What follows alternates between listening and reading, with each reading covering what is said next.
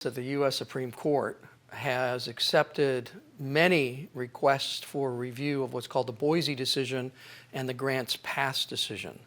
This may have a dramatic effect and hopefully a grand improvement on the situation that the 9 western states and the residents and the business people in those states face with people sleeping on sidewalks and parkways and sleeping in parks all over those 9 western states. It led to the deterioration of many of our major cities. I mean, you think Seattle, Portland, particularly San Francisco, Los Angeles, they have all been overrun with homeless persons, many of them who are not from their city, not from their state even. All of the cities and counties in the 9 western United States cannot effectively deal with the homeless crisis because of something called the Boise decision, in which several homeless people challenged the fact that they'd been given tickets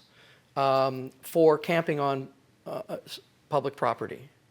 And the court decided that it was cruel and unusual punishment under the 8th Amendment to the Constitution. And what the court said is being homeless is like being a drug addict, an alcoholic, or mentally ill. You don't have a control over that.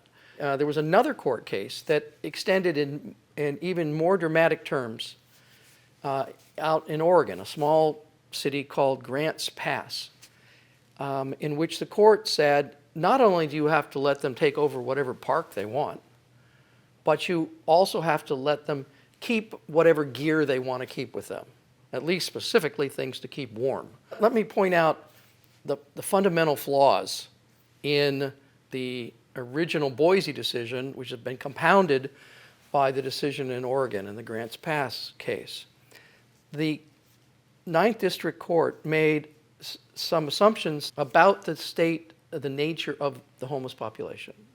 The most important assumption is that everyone that's homeless doesn't have resources or shelter or housing options.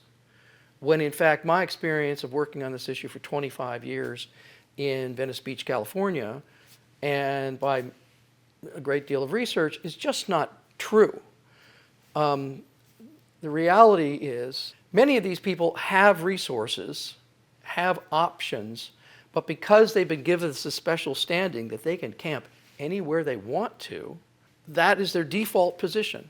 And they don't take advantage of resources or housing options that they may have because the Ninth Circuit elevated their rights to take over public property. There have been thousands and thousands of offers of housing made to people living on the street in the city of Los Angeles. So those people have the option, and yet many of them do not accept it. The gist of what's going before the Supreme Court is to reverse the Ninth Circuit's decision that you get special rights as a homeless person to take over public property. So they're expected to hear the case in April.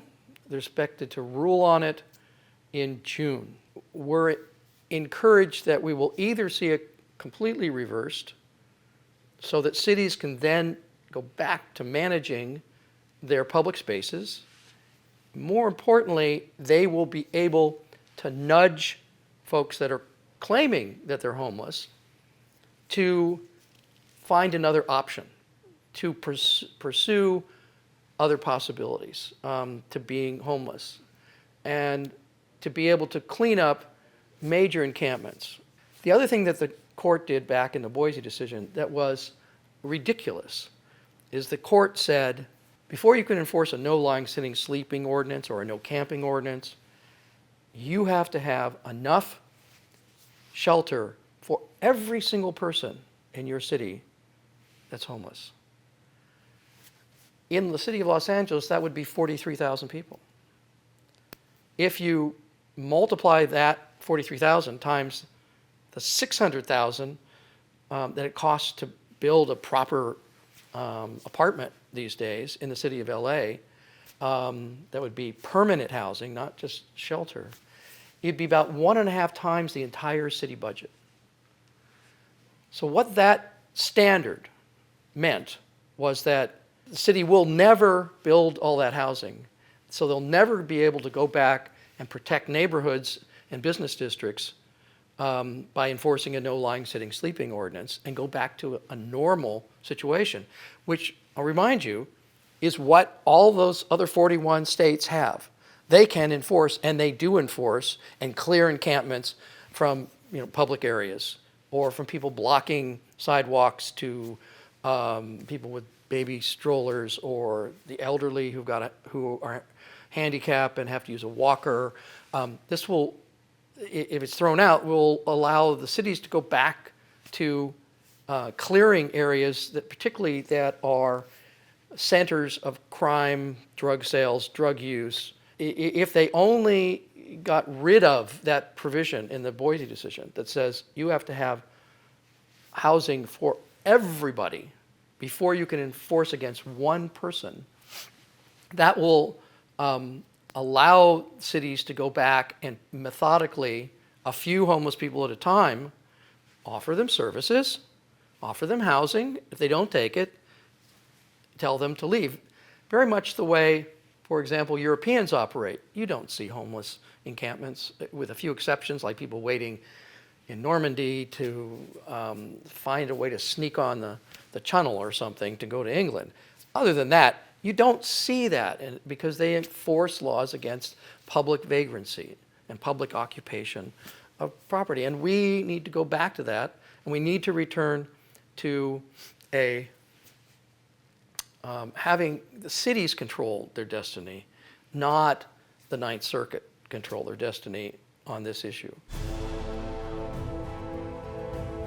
If you want to follow other public policy issues that are important to all of us here in California, please just go to the California Insider website and you can scroll through it and listen to other folks talking about these important issues.